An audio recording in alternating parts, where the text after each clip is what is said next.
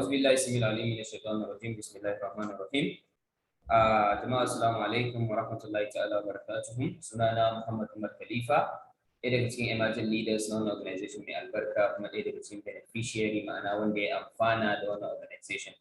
So yau zan yi magana akan skill na shida wanda ake kira da starting a new distributor right. Mutum sabo da ya shigo business ɗinka bai san komai ba, ya za a yi ka shiryar da shi hanyar da ta dace steps da suka mata ya bi har ya kai shi da nasara. So kamar yadda na faɗa sunana Muhammad Umar Khalifa sannan akan wannan skill zan yi magana a yau. So za mu fara ba tare da ɓata lokaci ba. Now, mu sani cewa in network marketing people invest enormous effort, time and money into getting people sign up. A wannan business din namu mutane za a ga suna kokari kwarai da gaske wajen ganin cewa sun yi amfani da lokacin su, sun yi amfani da kuɗi, sun yi amfani da komai nasu don su ga cewa mutum ya zo ya yi register ya yi sign up. Amma abin haushin shine bayan ga mutum ya yi sign up sai kuma su bar shi da kansa su ce wai ya je fice da business din yake sannan ya wani kasuwancinsa wanda wannan ba zai yi ba. Dole bayan ka yi kokari ka kawo mutum ya shiga sannan kai kokari ka ga ya za ka koyar da shi da application sannan ya abin da ya kamata. Professionals ba sa wannan. Professionals don't do that, they set proper expectation. Professionals suna shirya mutum cewa to ga abin da ya kamata ka yi. Bayan ka yi register za ka zo PhD, bayan ka yi PhD za ka yi kaza, za ka ba da bisa mutane kaza da sauransu. Wannan shine yanda ne wanda suka kware a kasuwancin abin da ya kamata a ce sun yi da sauransu. Amma matukar za ka sha wahala ka kawo mutum ya biya sannan ba za ka taimake shi ya ci nasara ba, wannan ba kasuwanci kake ba sannan you are out of work business. Sannan abu na biyu, a new distributor is ka sani cewa sabon distributor wanda ya shigo business ɗinka yana da halaye da sufofi wanda su ne zan lissafa su a yanzu. Na farko dai shi wannan new distributor naka is like an engine that need to be kick-started. Kamar inji ne mai yanzu misali generator gashi nan aje. Idan ka ce yanzu generator ne ya kunna kansa zai yi ba zai taɓa yiwuwa ba. Dole sai wani ya zo ya kunna shi sannan zai tashi. To shi sabon distributor, sabon mutum da ya shigo business ɗinka ka sani dole sai ka tashe shi. Sai ka ce kaza sannan zai yi da kansa da wahala ya yi wannan abu da kansa. Sannan na biyu fa, someone that transfer his money to your account want to know whether the business will work, not to make the business work. Ka sani cewa shi sabon distributor nan da ya zo biya kuɗin sa ya shiga ne domin ya gwada ya gani cewa shin business ɗin yana aiki ko kuma baya aiki ba wai ya zo ne ko da business ɗin baya aiki ya sashi sai ya yi aiki ba. Ya zo ne ya saka saboda ya try ya ga business ɗin yana yi ko kuma baya yi. Sannan ka sani cewa shi sabon distributor da ya zo kullum yana cikin kamar a takure yake domin ya ga cewa ya samu result. Burinsa shine ya ga list ɗinsa na farko mutum nawa zai samu. Ɗaya biyu ne ko wani abu mai kama da haka ba burinsa shine ya za a yi ga ya samu mai result. Ya kasa hakuri yana ta mai kaza da sauran saboda ya samu result da yake bukata. So duk wannan halaye ne na sabon mutumin da ya shigo kasuwancinka. Sannan wani mutum ne wanda yake da lottery mentality. Menene lottery mentality? Ko da yaushe tunaninsa shine ya za a iya samu lauki. Ya za Allah ya taimake shi samu mutum ɗaya ko biyu da za su shiga kasuwancinsa ba tare da ya yi aikin da ya kamata domin ya samu ba. Wato kullum ya yi defending ne a luck. Allah ya kawo ba tare da ya yi aiki ba. Hali na sabon mutumin da ya shigo kasuwancinka. Sannan yana business ne abin da ake cewa survival stage. Zai rayu ko ba zai rayu ba. Ciki ko kuma ko waje. So komai na iya faruwa a wannan lokaci. Still wannan distributor naka sabo da shigo business ɗinka yana da halayya open minded to listen and follow any step given to him.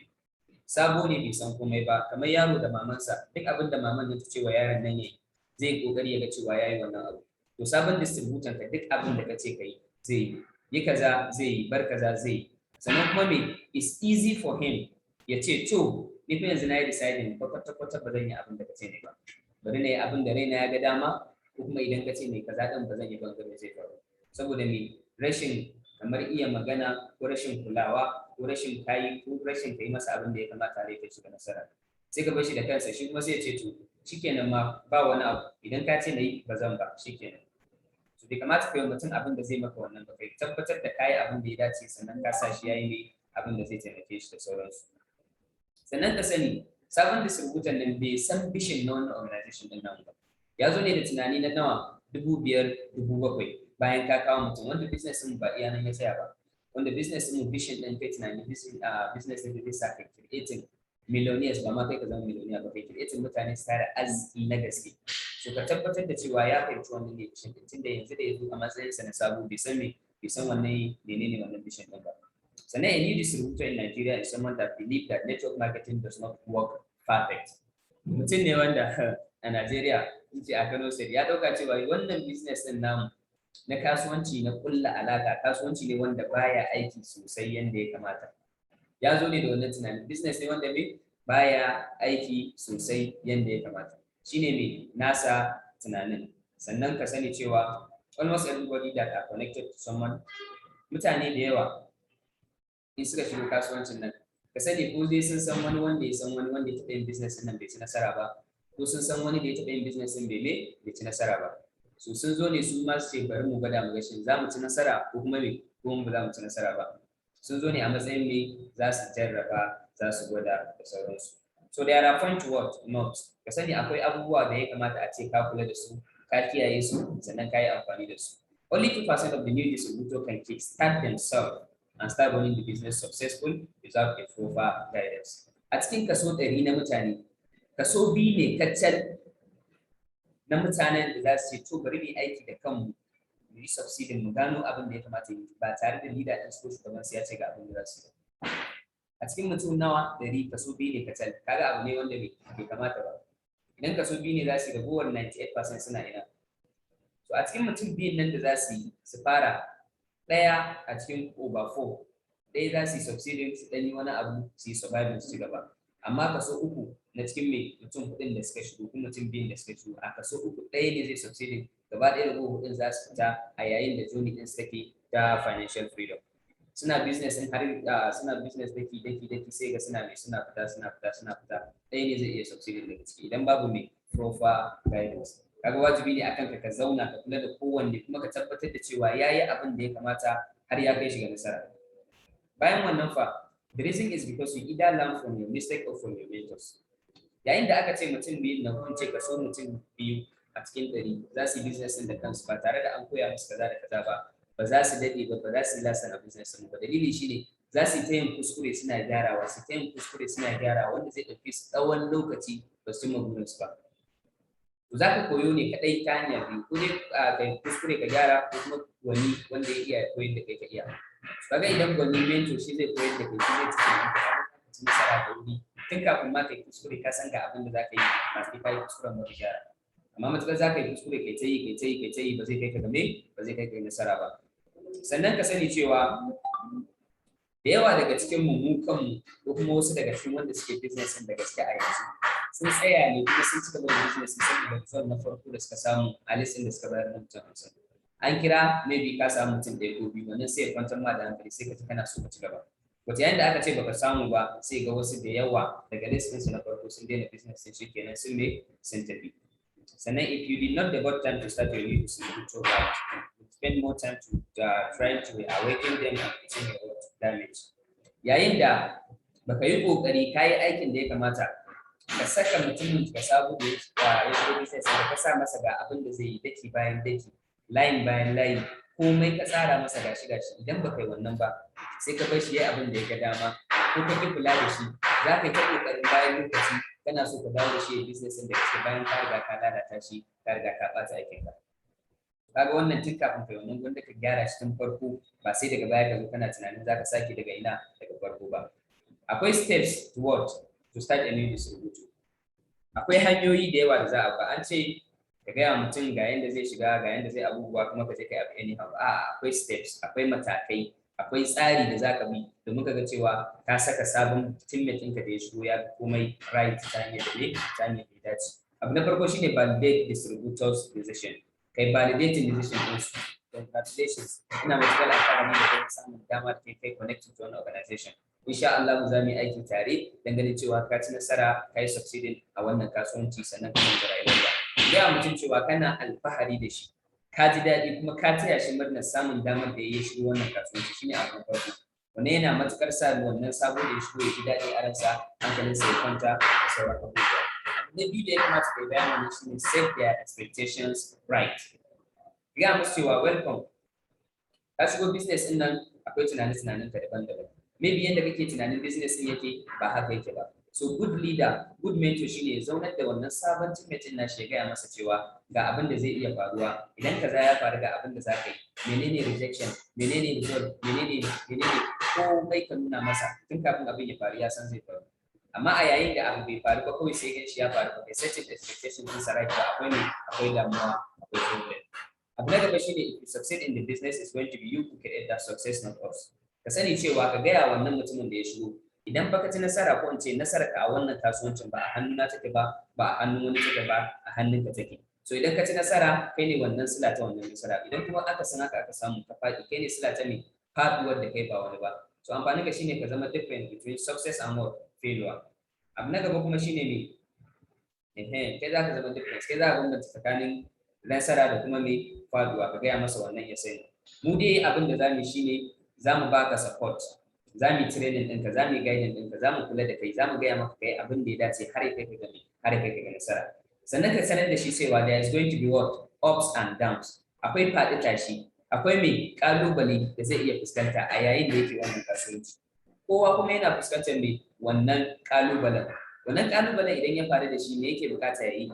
Shin ya kamata mu kira shi muna tunasar da shi dalilin da yasa ya fara business din a farko domin ya taso ya ci gaba da yi, ko kuma mu rabu da shi ya ci gaba da business ɗinsa anyhow, ko kuma mu rabu da shi ya daina. Saboda za mu fahimci yana ne down moment ɗinsa ne yayin da ya daina daga wayar mu, ya daina kira aka kira shi ba zai daga ba da sauran abubuwa. So sai ka gaya masa cewa idan wannan abin ya faru da yake so ni shin mu bar shi kawai ya je ya daina ko mu sa domin ya ci gaba. Hakika zai ce maka I ta reminded ina wanda shine abin da ake so. Sannan me show time, make them see the vision, QSG. Make them see the what? Vision. Ka sanar da su ne vision na organization. Me ake so a cimma? Ta farko su fara da QSG, IPO, team train, haka step by step har su kai to the extent level. Sannan get them what? Started. Bayan wannan nan take sai ka shigar da su domin a fara aiki nan take. Nan ne za ka ba su simple work assignment. Ka tura musu aiki sai kana zuwa kullum sai ka zo sell meeting za ka karanta tafai guda kaza za ka yi assignment guda a'a ka ba su assignment simple wanda ya fara daga rubuta lissan 50 study of social network marketing, fara musu da wannan kadai, sannan a hankali kana karawa amma bai kyauta a farko ka tura mutum aiki ba, wannan bai make sense ba. Sannan make sure your lead distributor is set up with appropriate tools. Tabbatar da cewa ya samu duk wasu kayan aiki, duk wasu sinadarai na fara wannan kasuwancin a farko. Recommendation message ne, waya ce, duk abin da yake bukata domin ya fara, ka tabbatar da ka ba shi da maganganun da ya kamata ya yi da sauransu.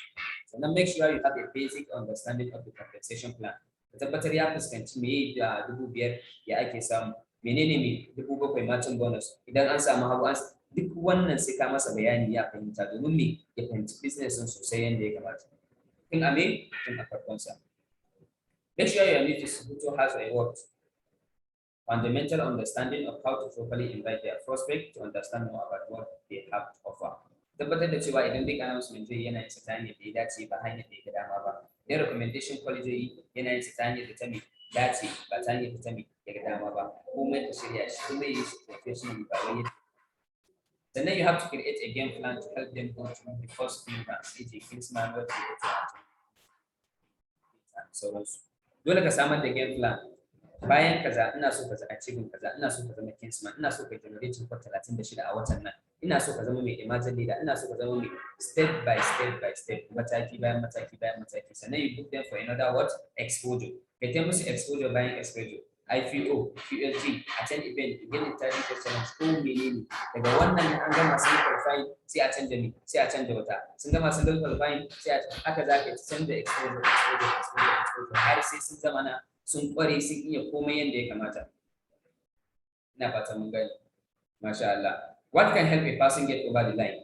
Now me zai sa wannan sabon teammate din naka da ya shigo business din nan ya hau tudun nan tsira, ya hau level din hayewa ba tare da ya dawo kasa ba. Na farko dai sign up their first customer. Ka taimake su samu result da wuri. Mutum ya shigo ya bada list ka yi duk yadda zaka iya dangane cewa ya samu result. Saboda rashin samun result din nan na iya sa shi ya yanke hukuncin daina kasuwancin gaba ɗaya wanda daga nan magana ta kare. Signing up their first distributor.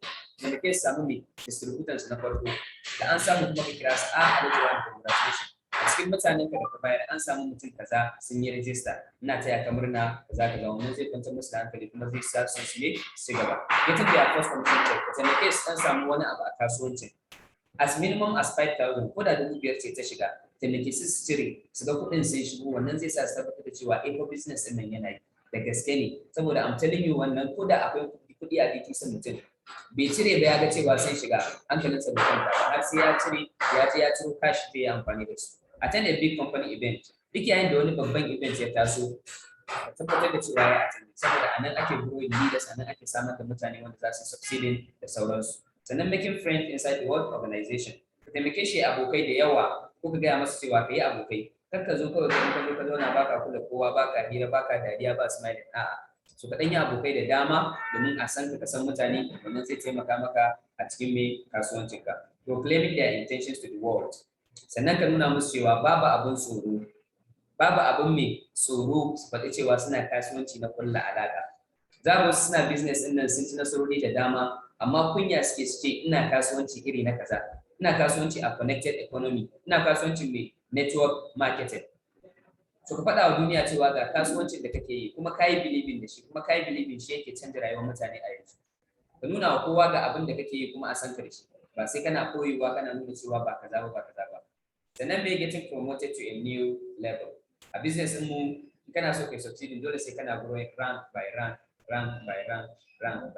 Daga kingsman, emerging leader, dole sai ana growing. Akwai ranks da dama, tabbatar distributor kana growing daga stage kaza zuwa kaza da sauransu. Sannan being recognized for some sort of what achievement. Duk sanda mutumin ka yi growing to a rank, ya zama mai ya kai wani matsayi, to I celebrating this. Idan award ne a bashi, wannan zai kara masa farkon gwiwa da kwanciyar hankali, sannan ya so ya ci gaba da me da yin kasuwanci da sauran abubuwa. Now, there are hundreds of other things that can contribute to a person getting over the line. So kai a matsayin ka na sponsor, akwai abubuwa da dama da za su sa mutum ya kawo wannan layi na me na tudun tsira. Matsayin ka shine ka taimake shi, ka tabbatar ya hau me wannan tudu na me na tsira, sannan ka tabbatar bai dawo kasa ba. An ci gaba da tafiya da shi har sai ya kai level din da zai zama successful, sannan ya ci nasara a wannan kasuwanci namu. Errors or mistake leaders make while standing their new distributor right. Akwai wasu kurakurai ko in ce kusakurai da leaders shugabanni suke a wannan kasuwancin yayin da suke so su sa mutum ya shiga business din 100% da san komai da komai. Akwai kuma mistake din da ake ana ƙara wani abu a rage wani abu. In order to ensure duplication, do not, in dai kana so mutumin ka da ya shigo business ɗinka shi ma ya duplicating, shi ma ya samar da wasu mutane, su ma samar da wasu mutane, ka tabbatar da cewa ba kai wa'annan abubuwa da zan lissafo a ƙasa ba. Na farko dai, start teaching a new distributor 6 steps to earning. He will what? Ana gani da kyau bari na gyara. Start teaching a new distributor 6 steps to earning. He will learn it as his journey continues. Kake kokari kaga cewa za a ga mutum duka hanyoyi 6 da ake samun kuɗi a kasuwancin. No. Ka bar shi a hankali idan ya san 5,000 7,000 ya isa, ragowar ana tafiya zai ci gaba da sani har ya iya da sauransu. Na biyu, give a new distributor difficult assignment to take. Banda assignment wanda yake yayi sauri, wanda yake yayi wahala, ka rinka ba su simple abubuwa masu sauki wanda za su iya yi ba tare da sun takura ba. A hankali kana karawa. Give a new distributor multiple books to read. Kaka kuskura ka tila mutum littattafai guda 5 ga GoFu, ga My Personal Network Marketing, ga Compound Effect, ga Prospective, duka ka je ka karanta, ta ina zai iya karantawa ba zai yi ba. Idan ya ga aiki yayi yawa sai ya gudu. To ka fara bashi My Personal Network Marketing Introduction Chapter 1 ya isa. GoFu kaɗan zai ci gaba da yi, ba ka tila masa da me da yawa ba. Sannan me advise them. Akwai wanda za a ga I'm telling you business ɗin nan is hard, ba shi da sauki, sai ka dage, sai ka jure.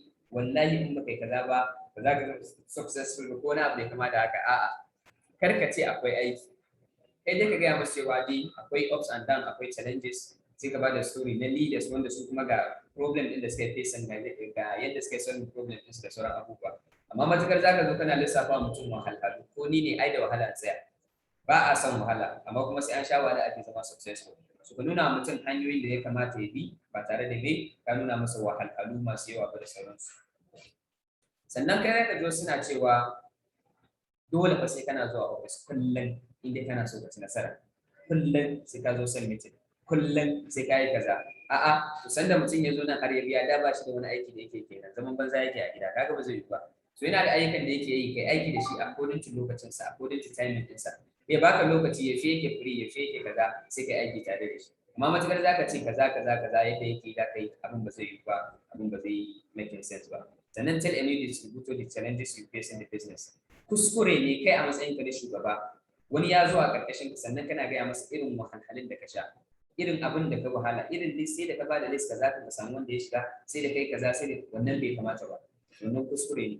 To kai a matsayin ka kai ne kai encouraging din shi, shine zai zo da problem ka ba solution, amma ba kai kana gaya masa problem da matsala ba, wani abu bai kamata ba, wannan ma kuskure ne.